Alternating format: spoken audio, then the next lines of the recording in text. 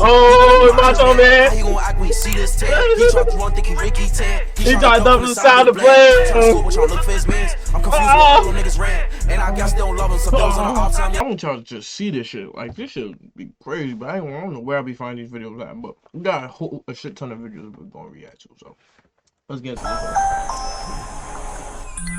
Hey, how you doing? We're playing the game tonight. This is U.S. Marine veteran Eric Banks. Moments after this body cam footage, officers would find his horrifying secret stuffed inside his bedroom wall. It might dim on.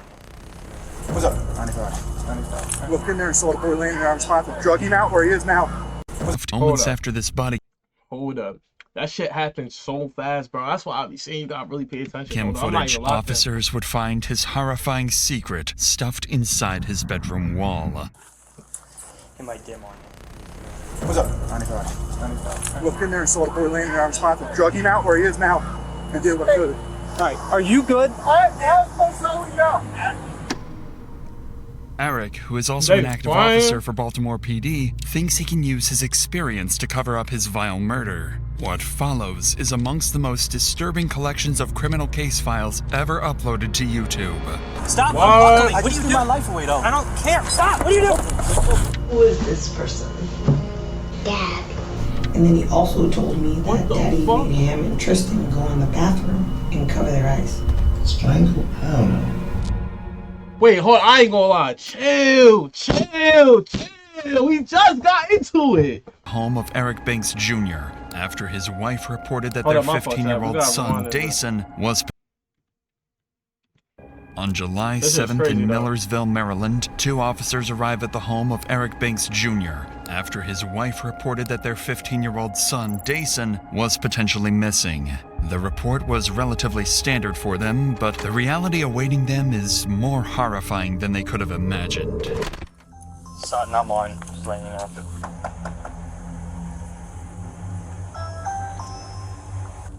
No, what?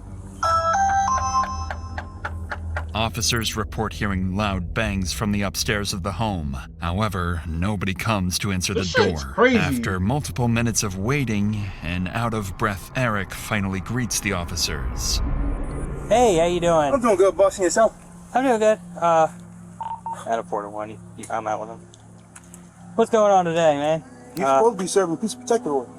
Supposed to be serving it on you or on... Both of us. Okay. The judge just ordered us to stay away from each other. Okay. Sit down, buddy. Sit Do you all have some sort of like court order agreement on custody or something?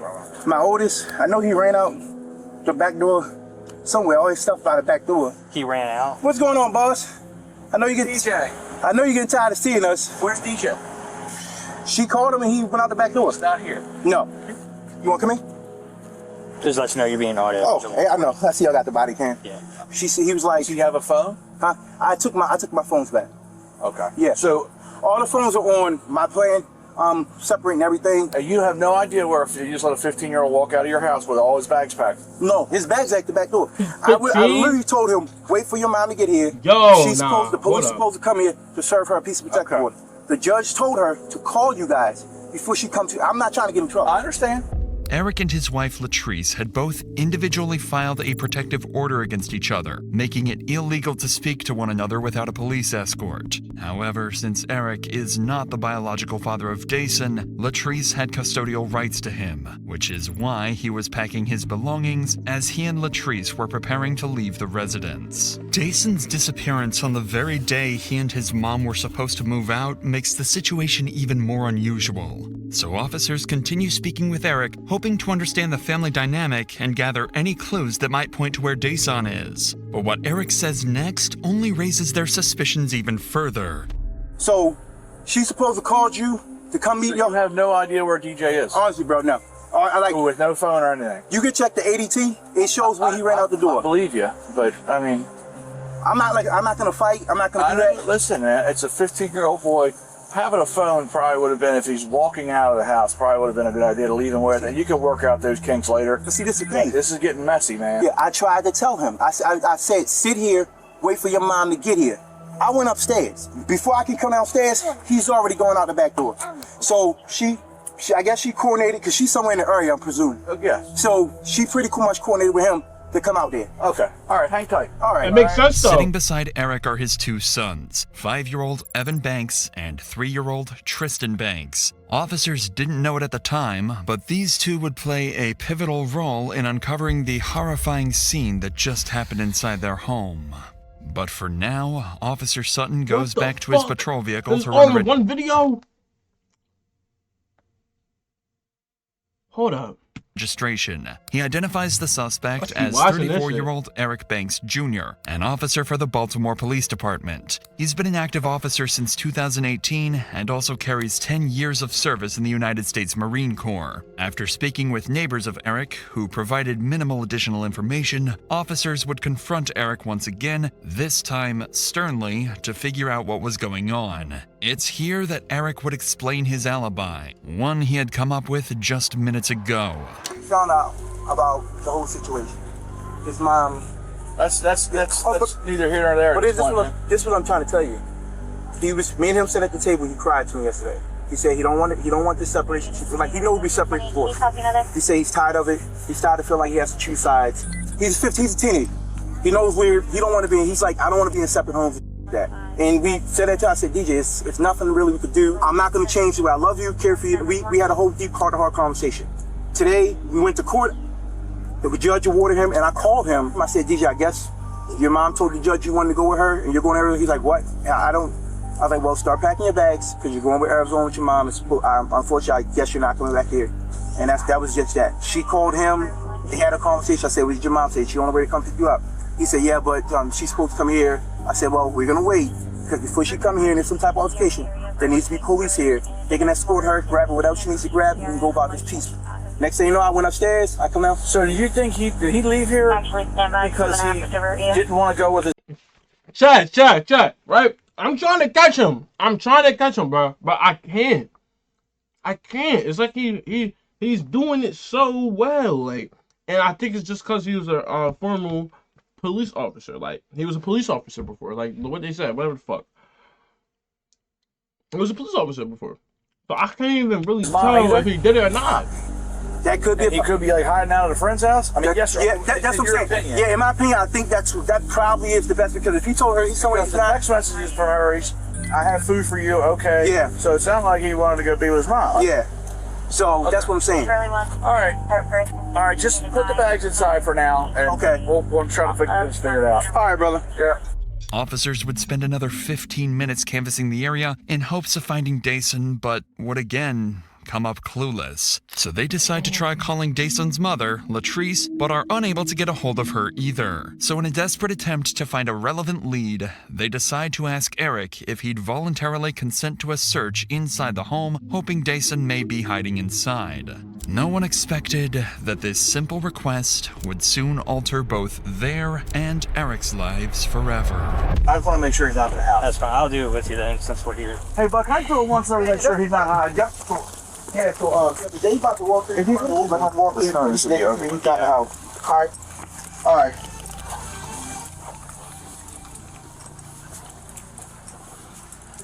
That's your room. The one with the bunk bed right here? Yeah. This is the kids' room. DJ! This is my room right here.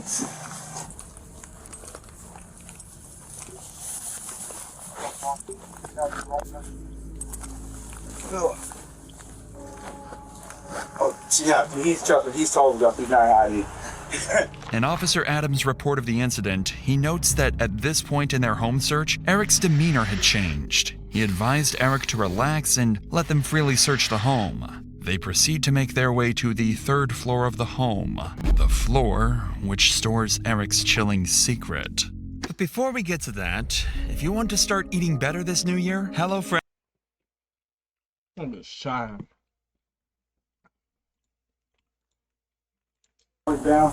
No, this is where my safe is. Yeah. So this is where my guns go. Okay. You got your little light on your side? Yes, I do. You got a light back up? Okay. It might dim on you. You need 2 batteries. What's up? Oh. 95. All right. What's up, bro? All right, God. Inside the hole in Eric's bedroom, bro, like that lies shit happens Dason's so deceased fast. body. Yes, I do. You got a light back up? Okay. It might dim on you. You need 2 batteries. What's up? 95. 95. All right. What's up, bro? 95. Inside the hole in Eric's bedroom lies Jason's deceased body, already cold to the touch. Eric forgot to fully close the hole before meeting with the officers. The gruesome discovery would leave the 2 officers in shock. They try to keep their composure while transporting Eric to a patrol vehicle. Yo. What's up? What? That's how we doing it? They came right now. All right, where we? Automatic. I have one start now. Okay. DJ. What's up? What happened? Let's go to the car, all right? Yeah, let's go to the bar. On the front. All right, yes. Oh, in the front, sir. Here, let me move one thing out of your way. Oh, great. All right, just see for me. All right. While Eric is being detained, Officer Voss attempts life-saving measures on Daesun, noting that his condition appeared This nigga consistent bugging. with an unresponsive individual. He also notes that Daesun was shirtless and that his jeans were heavily soaked with moisture from an unknown source. Outside the home, Eric is temporarily placed in the patrol vehicle, but within moments, the situation begins to spiral out of the officer's control. Stay seated. Yeah, we're in custody. All right, yeah. I need you to Wait, stay hold up. seated. Control Alright, of go back moisture and look from at an his unknown face. source. Outside the home, Eric is temporarily placed in the Look, patrol. he did it. Y'all ain't see that's how to go back. He did it, bro. Look at it. Nah, bro. Any nigga, he's sitting there thinking about his life, bro. I'm trying to tell you. Vehicle, but within You never moments, know what a the nigga situation thinking. begins to spiral out of Gotta the watch officer's out for niggas control. like him. Stay seated. Yeah, we're in custody. All right, yeah. I need you to stay seated. Okay. Okay. All right. He keep getting up. That too. might be All right, go ahead. He panicking. Can I just kiss my boys real quick? No, Just let me. no, I need you to Kiss stay in the my car. boys Right, real quick. Look, listen. Yeah, I got you, bro. Just let me kiss my boys. Stay real in the quick. car. Bro, just let me kiss my boys. Stay in the car. I'm just saying, like, just let me kiss my boys real quick, bro. All right, I'm coming in the car. I'm going in the car. I'm not doing all that. I'm not doing all that. I'm not. Start them up. Faster. I'm not doing all that.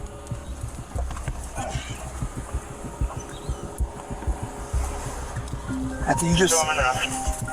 Here, All right, listen, just all right, do it. stand up, Yeah. turn around. Don't do anything. I'm not. Stay in the car. Stay in the car. Stay up against the car. All right, now get back in. Hey! Yo, he trying to run. What are you doing? He trying to get low. Yo, what? Oh, he trying to get low. Yo. I'm telling you, bro. They in panic mode. They don't know what to do, bro. Just let me kiss my Get boy. back in the car. All right, come on. Come on.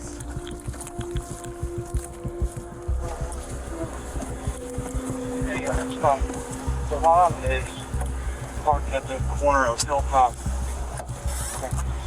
Stay in there. You're not coming out no matter what. All right, bro. Without additional units on scene, Officer Sutton struggles to keep Eric restrained. Sutton attempts to secure Eric's handcuffs using a double lock, a mechanism that prevents cuffs from tightening or being manipulated. However, Eric uses his police experience to exploit this, and while his previous attempts at evasion have failed, he'd make one more, final, far more violent attempt to get away. I just threw my life away. Just stop. What are you doing? I just threw my life away, bro. Will you stop? Okay. Stop unbuckling. I What are just you threw doing? my life away, though. I don't care.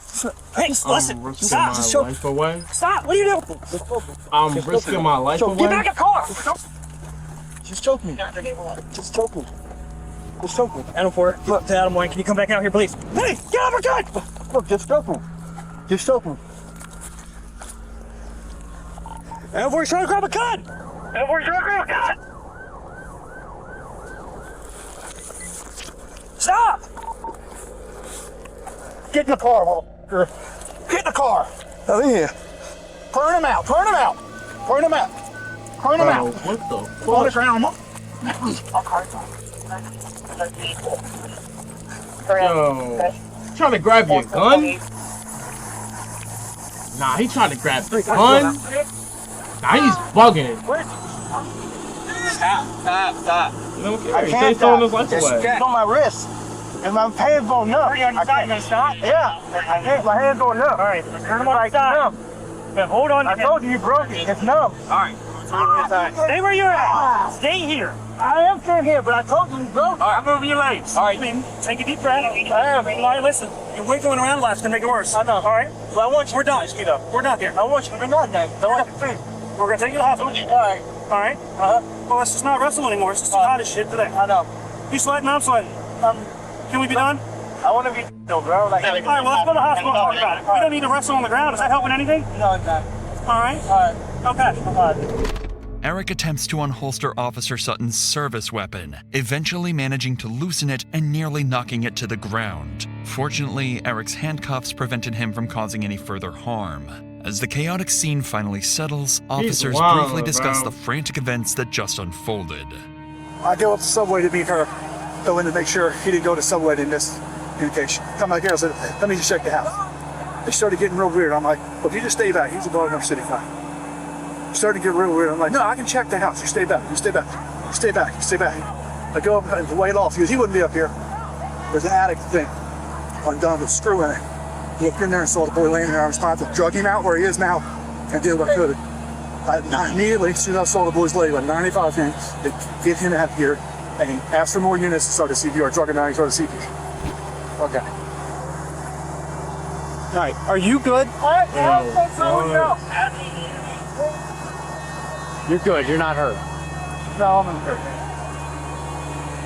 Should have done that if I'd have known. If I'd have just did that first. You may not have been done. I'm gonna take the whole block where I can see that. Yo, listen, that shit. Yo, I'm not gonna lie. We never going here ever. I'm sorry, bro. I'm not gonna lie. I never seen a white. I'm not trying to sound racist, but I never seen a white person just like be so worried in my life. Like, this nigga looks like he's traumatized. Eh? Do a CPR. What the fuck? Where's the 10-7? 1448 Inside? Yeah, like well, we went upstairs to check the house. Yeah. Gun safe area. What's up? There's like a gun safe area, and my partner looked in there, 95, and I don't know what's going on. And then when we jumped to my car, I gave him an opportunity because I needed to double lock his stuff, and then he unbuckled himself, went out and grabbed. EMS attempted to perform CPR on Dason, but it was too late. Dason was declared deceased shortly after by EMS. What officers uncovered with Dason was only the beginning. As the investigation deepens, Eric's children would reveal further secrets, painting an even darker picture of the reality behind closed doors. For now, the decision is made to take Eric, his children, and his ex-wife Latrice to the police station. Police reports state that while Eric is being transported, he struck his head multiple times against the cage window bar, causing a welt to his head and damage to the patrol vehicle. Despite this, everyone would eventually make it to the station, each separated into their own individual rooms, awaiting intense interrogation. Eric would be left alone to hopefully calm down and collect his thoughts. Meanwhile, detectives speak with both Latrice and her child Evan, hoping to collect more information that can be used when speaking with their main suspect. They start with Latrice, asking her what kind of person Dason was. At this point, detectives are considering the possibility that he and Eric may have gotten into a fight that somehow escalated into tragedy. But what Latrice describes denies that theory completely, and makes Dason's case even more heartbreaking. Can you sit a little bit closer over here? Yeah. There's a lot of specific questions that I wanted to talk to you about.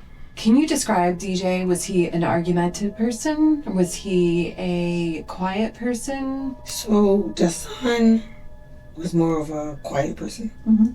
Until he got to know you, but he was always mannered. He talked to a lot of adults, but he never was disrespectful or any of that.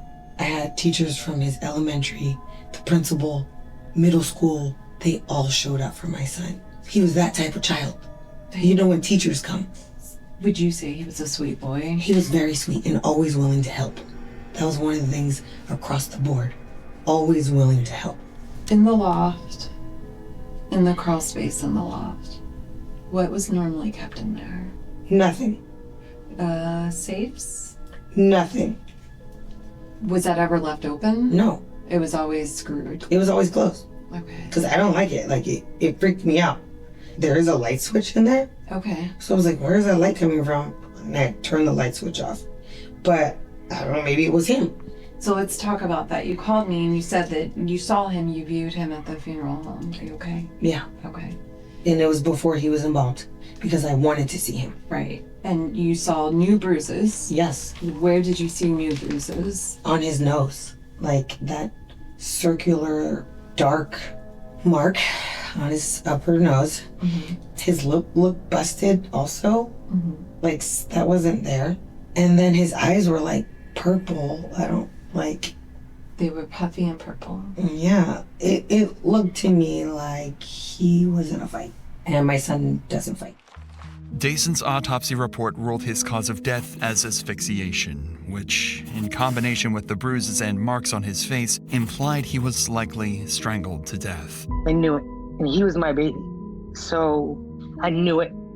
I still have those feelings that, no, I'm not happy with. Because to me, it doesn't say I did it, but it says there's enough evidence to say I did it. Say he was strangled. You know, let's just say you did it then. Latrice makes it clear she believes Eric is responsible, even though she didn't witness the incident herself. But her son Evan, seated just 3 doors down in his own interview room, has information that could take the investigation even further. How are you? Good. Good. You said your name is Evan, is that correct? Do you know how to spell your name? You can go ahead and write it down. 7, okay, nice handwriting. And how old are you? 7. 7? You want to write 7 for me? Yeah. So I don't forget. Sometimes I forget.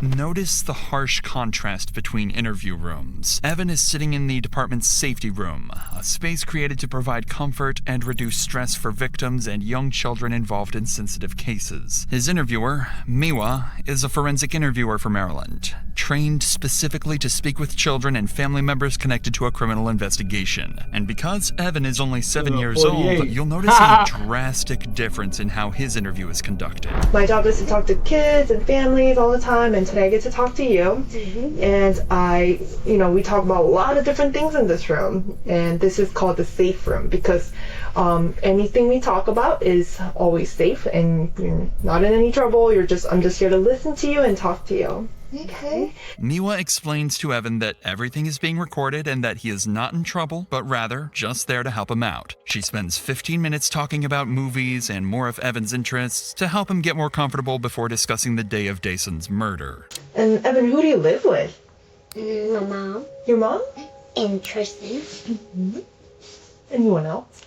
I live with TJ. Mm-hmm. And then my dad. Okay. And do you know what you're here to talk about today? Mm-mm. No? So, tell me a little bit about your family. This shit's crazy. Tristan, he likes to fight and plays and steal toys from others. I like the color, and then I also like Kids Bob and Tristan. And you said you also live with the DJ, is that right? Uh-huh. And my mom and Tristan. So DJ, how old is DJ? 15. 15? Tell me about DJ. DJ like going in the water, tickling me. Can't really remember all the stuff he used to do. But he loved playing Roblox games. Tell me about the last time you saw DJ. My mom wasn't at the house. Tell me who was at the house. Dad, and then DJ, Mm-hmm. and then me. DJ was going to Arizona with Mommy, and then Daddy was waiting at the door with DJ.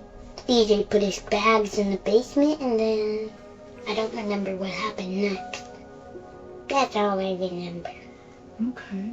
Miwa would tell Evan to draw the last time he saw Dayson, and he'd draw the staircase leading to the home's loft. The same staircase Eric has dragged Dayson's body up. And so who is this person? Chill, bro. Like, that shit, come on, you rolling that off the tongue too, like, easily for me. Like, it's too much. Staircase leading to the home's loft. The same staircase Eric has dragged Dayson's body up. And so, who is this person? Oh, That was DJ? Yo, Where was Dad? Wow, bro. What about watching? So Dad was up here and then DJ was right there? Okay. Where did they go after? They never went anywhere. They were just waiting at the steps. Oh, they were waiting at the steps? Who was he waiting for? Or what was he waiting for? He was bringing Jamal King, the DJ. Did that happen? Not yet. Was there anything that you worried about on that day? No. I wonder if there's anything that you were scared about that day. I wasn't scared. Evan struggles to reveal the details of the events he saw that day, likely due to the discomfort of speaking with a stranger in a police station. But the information he gave his mother on the day of the incident provides far clearer insight into the disturbing events he saw. You said that one of your children said something to you? Evan. Evan, and what did Evan say? That he saw Daddy bringing DJ upstairs. And I said, where were you? And he said he was in the living room. I just didn't want to pry too much, but then I said, oh, was DJ sleeping? He said, no, he wasn't snoring. And then I said, was he moving? And he was just like, no. And then he also told me that Daddy made him and Tristan go in the bathroom and cover their eyes. Okay. But this was before. This was when the police first knocked at the door. Okay. Evan didn't say anything about the knock because he told him to go in the bathroom first. So I'm a little confused of like the order. So I don't know if that's maybe when he was gonna let the police in. But Evan did say he saw that. And he was in the living room because he told me he was watching Loki. In addition to these grim details, Latrice would go on to explain how Eric's life had begun to collapse all in synchrony. Due to the protective peace order Latrice had filed, Eric was suspended from the Baltimore Police Department the very same day of Dayson's death. He had just separated from his wife, was about to lose his children, and was now left without a job. Latrice also explained that the peace order she filed was not her first attempt to separate herself from Eric. Months prior, Latrice filed her first peace protective order, writing, "I am in fear for my life and well-being because Eric Banks keeps trying to control, follow, and emotionally abuse myself and my sons." The order was denied, however, and it wasn't until months later that her second attempt was granted. It was clear Eric's life was falling apart leading up to Dayson's death. Eric had hidden his body, lied to officers regarding his whereabouts, and had a violent outburst once the body was discovered. It'd be hard to assume that he wasn't directly implicated in Dayson's death. But evidence alone wouldn't be nearly enough to get him to confess. After all, he was a police officer of 10 years and knew how the criminal justice system worked just as well as any interrogator working against him. But unfortunately for Eric, the interrogation he was about to undergo would crack even the most well-trained of suspects. Eric is placed into Anne Arundel County Interview Room 2B. This room was designed for priority matters, exclusive to high-profile cases. Because Eric had attempted to attack an officer earlier in the day, he's been handcuffed to the table to restrict movement. Eric is left alone for multiple hours as the detectives prepare for his interrogation. While waiting, he can be seen glancing around the room multiple times, likely searching for a camera. What Eric didn't know is Interview Room 2B has a small camera placed in an unusual location, which Eric never managed to spot. The primary investigator assigned to this case is Detective Louis Adrian. His prior service in the United States military likely factored into the department's strategic choice to have him conduct the interview. This shared background enables Adrian to establish rapport with Eric, a key component in the upcoming interaction. So, you know why we're here. We want to talk about what happened, why it happened, and anything surrounding that whole situation. But you know as well as all of us that we have to go through Miranda with you. So what I'm going to do is we're just going to go through Miranda first of all, and then I'll start getting all the other information, okay? After reading Eric his rights, the detectives would spend nearly an hour connecting with Eric and bonding over their shared military experience. He's like, now you come in, you're in front. Okay. We go back in, we about to go in the building like, you're in front. She's like, but I thought you said you like, some people were made, to do certain things, and I said, I'm not made to be a front person. So I'm running the block down, and I remember so I was like, hey, whoever that officer is right there running, just keep going, because you're about to run right into him. And out of nowhere, these two guys just come out, pop out, and I'm like, okay, I got him. And they just fall over, and and he was like, they don't give a fuck. Sorry, bro. He's dumb as shit. He's dumb as shit. I ain't gonna lie. You could just tell when people like this is dumb.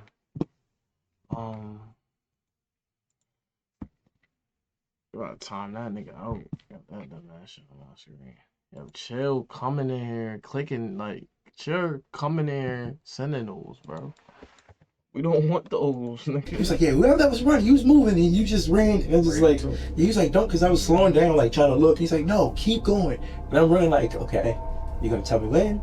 This friendly conversation appeared to take Eric out of the tense mental state. It appeared that Eric sharing his favorite moments from the military gave him a sense of importance, like he had an identity he was proud of, or at least used to be. But that moment is short-lived, as he's quickly brought back to the reality of why he's sitting inside a police interrogation room. So you spent 3 years, and you're still active in the Baltimore City Police Department. Yes, sir. So from what I hear, you're suspended? No, I'm suspended now. I'm going suspended, yes. Okay. Why? Can you tell me what's going on with that? May 8th, I got a piece of protective order against my wife. Okay. You got one against her? Yeah, I got one against her. Same day, she took the firearms out the house. She took the safe out of the home. Anne Arundel County did press charges. They press charges against her. Her for taking the safe with the firearms. The firearms. Yes, sir. And were they your duty firearms? Duty firearm. My whole full duty belt was in there. Okay. Firearm, taser, magazine, pouches, everything was in there. She turned around and went and got a piece on me, saying that I was following her. But when she got it, that's when pretty much they have to suspend. Yeah, I have to get suspended. Her mom sent my mom something talking about I was following her. This and that. I'm like, how? I'm here at work. Fuck how are you saying that I was following? Mm-hmm. I was like, there's no way. That's when we both ended up at the courthouse, and I was like, because I was like, I'm just putting a stop to this. So I let the clerk know. I was like, I don't know what's going on, but every time that my wife's trying to leave or something's trying to happen secretly, there's a peace order for me to get kicked out the house. And I was like, that shouldn't be. And that's when they brought us both in. So we both got seen by the judge, and he granted us a peace order for both of us to stay away from each other. Okay. Yeah. When was that? That was just, was it 2 days ago? Okay. Was it, no. Monday? Well, no, yesterday. It was just Tuesday, yeah. So y'all met with the judge? Tuesday. And you're still suspended up until this point? Yeah, I'm still suspended. So when, maybe it's the way Baltimore works and how slow they are and stuff. So you have the peace order, she gets one on you, and then it gets denied. It has to go to IA. You have to do their full They have to do that. Yeah. And so you're still suspended even though it's been cleared up? Yes. Gotcha, okay. At this point, the detectives had no reason to assume Eric was lying. He'd been open and honest with them the entire time and seemed rather friendly. It isn't until they begin discussing the day of the incident that investigators realize Eric's perceived honesty had all been a calculated act. So yesterday we go to court, get the peace and protective orders. They grant the whole motion, for us to stay away from each other. The two youngest boys supposed to stay with me. The oldest, he's going to Arizona with his mother. And she tells the judge, that's what you want to do, blah, something. So right after that, call him. I was like, hey, start packing your bags. You're going to be going with your mom. He's like, what? Why? I'm like, your mom said you wanted this. You're supposed to do, I guess, I don't know. I didn't have that conversation. Previously to that, me and him had literally just sat down at the table. Because I could tell that my son was depressed and he was going through, and that's really what our trip on the first was, just to try to get him away. Get him out. We sat down at the table and I'm like, what's going on with you? How are you feeling about this? Where are you at with this? And he's like, honestly, I don't know. He's like, I hate it. I don't want to feel like I'm choosing sides. I just want to be left alone with everybody, because then it's like they're calling me, telling me this and this and that, and it's like I gotta keep certain things from you. He's like, I don't want to be a part of this. He's like, I'm tired. So I said, just go and start packing your bags. And he's like, okay. We wait. I get my paperwork. I come home, and on my way home, I just felt like I was done. You know what? Today's gonna be the day I'm gonna do it. Okay. Yeah. I feel like my family's falling apart. I'm suspended from work. Possibly gonna lose my job. Mm-hmm. So it's situation. Building. Just keep going. It's like vendetta. And I even sent a text to say, I don't know why we feel like we have to be at war. Right. Like we shouldn't have to be at war. It's like if you out here lying to these guys, telling like you gotta guess what are you trying to move in with them? You know, telling that you're living in hotels when you're not. You're staying with your mom. Like what are you doing? So at this point, it's like, you know what? I'm just tired. Yeah, you're tired of it. Yeah, it's a way out to get peace. I get. Yeah, a lot of people go through that, man. Yeah, and it was like nothing.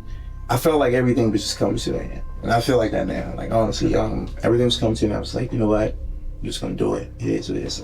So when you got home yesterday, was there anyone in the house? Yes, it was. Deshaun was in the house. Okay. Evan was in the house, and Tristan was in the house. So you go in there and you're doing all this stuff, right? I go in there and I go in there. I see him upstairs. Like he got his bags packed. I had to go and take your stuff downstairs when your mom's come. And she called him. It's like, mom's calling. He was like, what do I say to her? I say, tell her, just talk to her. Like, she called me, whatever. And he answers the phone, and they have a conversation. And that's when I'm like, okay, what'd she say to you? She said she's gonna be in the area, just bring my stuff downstairs. I said, okay, cool. I said, so the police should be coming, and when they come, everything goes smoothly. This is the moment where Eric's act begins. Notice how he begins looking blankly into the ceiling as he recounts critical moments. For the last hour, Eric hardly looked up to the ceiling once. I go downstairs and I'm in the kitchen. I just made a big bowl of Gatorade. Not a big bowl, but a big picture of Gatorade. It's blue. It's probably still, I believe it's still on the counter. Mm-hmm. But like I said, you say you never went to the bag of crushed up pills that I had was right there. The son came downstairs. He asked me something. He was like, what did he say? He came downstairs. He asked me something, and I can't remember his exact words. He was like, asked me, was it? I think it was a leave or something like that. I said, son, just wait. We're not gonna because he was like, I don't want to go. He was just telling me that he didn't want to go and shit like that. I said, look, just wait. We're not gonna talk about shit because I'm gonna take your brothers to your mom's house and I was coming back. I said, if your mom gets here with the police before I get back, unfortunately, you gotta go with her. That's just the way it is. He's upstairs. I'm with Tristan. I told Tristan, I said, Tristan, go get your shoes. Tristan said, okay. So Tristan goes upstairs, he gets his shoes. And he comes, he's like, Daddy, what's wrong with DJ? I'm like, huh? So I go upstairs and DJ's in the bathroom, and he's in the tub. And that's when I seen him. I was like, what the fuck? That's why I pulled him out the tub. And as I'm pulling him out the tub, I laid him flat on his back on the floor. Mm-hmm. And then, at that time, I'm not sure, I think it was Evan or Tristan. He was like, Daddy, somebody at the door. And I'm just looking at my feet, I'm like, what the fuck is this? I'm like, what the fuck?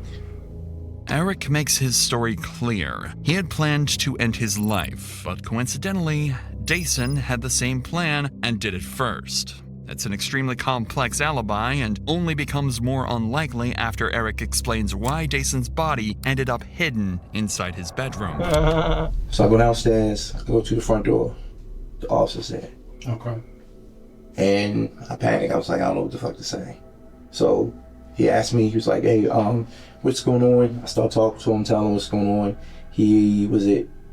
What did he say? He said, so what's the situation?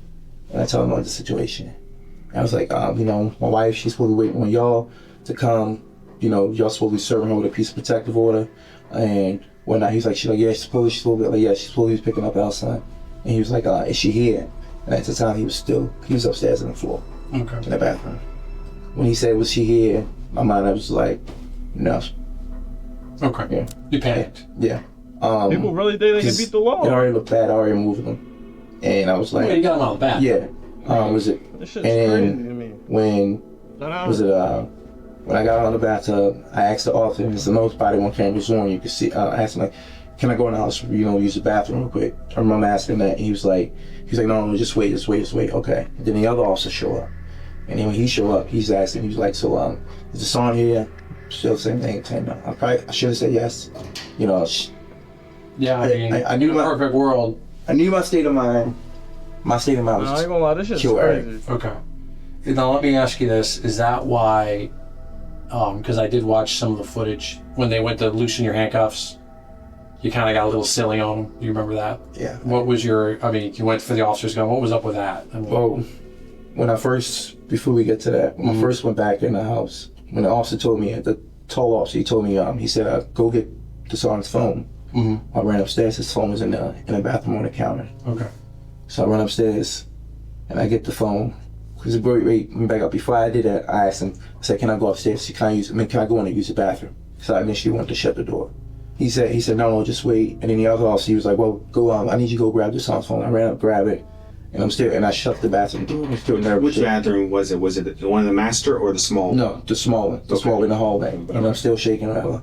And then when I come back downstairs, I go, I go out the door, Yo, give him the phone, I'm still shaking. See the my video head, gonna be posted. and everything's in my head saying like, all right, just say what you saw.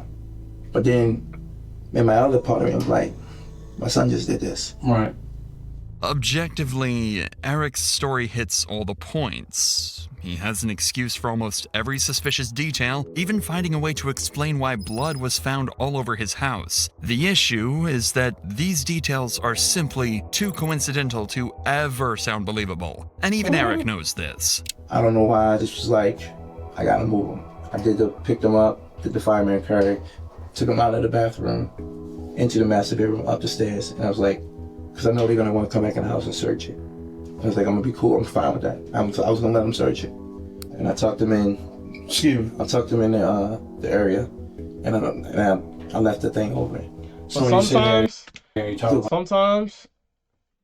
they're not always, like, the cops might not always put together the story exactly how it was. Like, he could be saying some of the truth. Like, not saying that he did not kill him. Obviously, they got the proof that says it happened, but he was telling the truth about moving his nigga body and shit like that. Like, you never know. You never know what he's doing. Crawl space. But getting back to when they came in, they searched the house, they went upstairs, and he seen the thing open. That's when the officer, when he asked, I panicked and I was like, yeah, this is where I keep my safe, blah, blah, blah, whatever. But the son was in there. The son was in there, okay. And they put the handcuffs on me. I went back downstairs. And when they put me downstairs, I was like, life is over because it looks different. It's no matter what I say from this point, it looks like I'm a liar. It looks like I lied because I already lied twice. You asked me what the son in the house, I said no. You asked me did I know where he went, I said no, I think he ran out the back door or something. And so it always looked bad because I'm already done told you a lie. This nigga's capping, bro. I ain't trying to sit here and see this nigga cap any more longer than this. How already this nigga is capping. You feel me? He did that shit. And yeah, I want to react to this.